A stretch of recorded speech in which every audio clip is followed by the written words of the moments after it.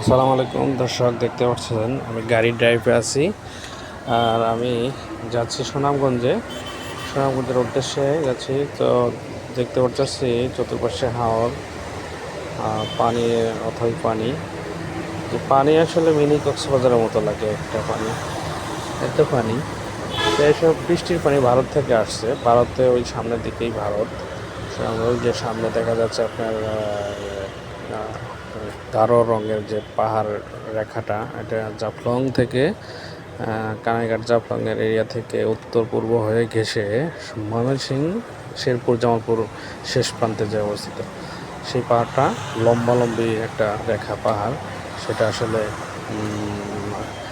আমরা যখন এটা আকাশটা ক্লিয়ার থাকে তখন একটা লম্বালম্বি রেখা দেখা যায়, এত বড় পাহাড়।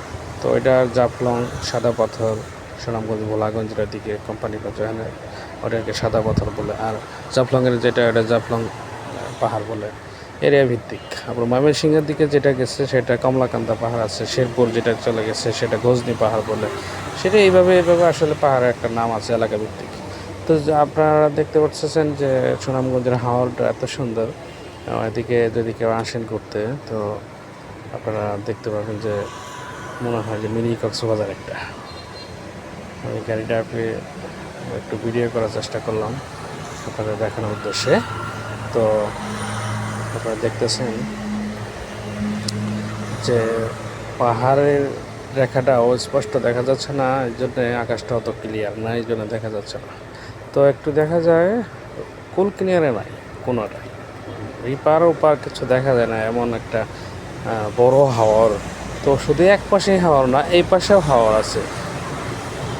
হাওর রাস্তার দুপাশেই আমরা যাইতেছি, এত সুন্দর বাতাস, এত বাতাস লাগতেছে গাড়িতে।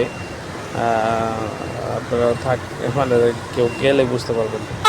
তো ভালো থাকবেন সবাই, আমি একটু দেখানোর চেষ্টা করলাম। আসসালাম।